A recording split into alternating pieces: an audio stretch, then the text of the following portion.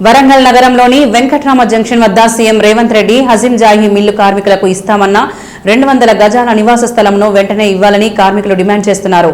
CM Revanth Reddy పాదయాత్ర చేస్తున్న సమయంలో అధికారంలోకి వచ్చాక కార్మికులకు నివాస స్థలాలు ఇస్తామని హామీ ఇచ్చారని, అవి ఇప్పటికీ నెరవేర్చలేదని కార్మికులు 20 సంవత్సరాల నుండి పోరాటం చేస్తుంటే 2021లో సుప్రీంకోర్టు కార్మికులకు అనుకూలంగా తీర్పు ఇచ్చిందని, సుప్రీంకోర్టు ఇచ్చిన తీర్పును కూడా ఇప్పటి వరకు కేంద్ర రాష్ట్ర ప్రభుత్వాలు అమలు చేయడం లేదని, వెంటనే కార్మికులకు 200 గజాల నివాస స్థలం కేటాయించి రిజిస్ట్రేషన్ చేయాలని యూనియన్ అధ్యక్షులు శ్రీనివాస్ డిమాండ్ చేశారు.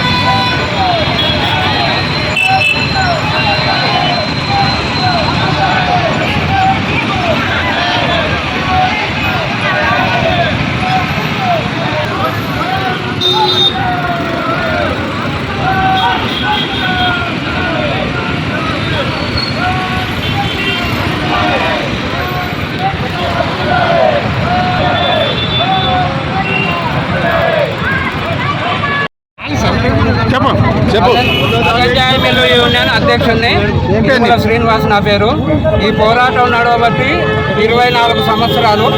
2021లో సుప్రీంకోర్టు తీర్పు ఇచ్చింది. ఇప్పటి వరకు సుప్రీంకోర్టు తీర్పును ఏ ప్రభుత్వం అమలు చేస్తలేదు.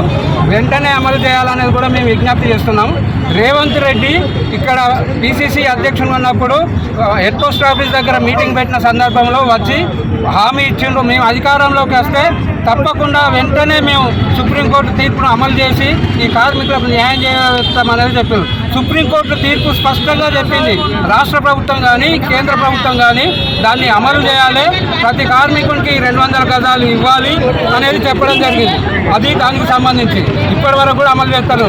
రేవంత్ రెడ్డి వెంటనే దాన్ని కనుక అతను ఇచ్చిన హామీని అమలు చేయకపోతే భవిష్యత్తులో వరంగల్, ఉమ్మడి వరంగల్ జిల్లాలో కాకుండా రాష్ట్రంలోనే ఇవాళ విశాఖ విశాఖపట్నం పోరాటం తర్వాత 24 సంవత్సరాల పోరాటం జరుగుతున్నది.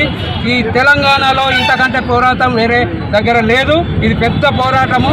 ఇక్కడ ఉన్న మంత్రులు కానీ ఎమ్మెల్యేలు కానీ అందరూ స్పందించాలి. 2.5 సంవత్సరాలు టైం ఇచ్చాము ఈ ప్రభుత్వానికి.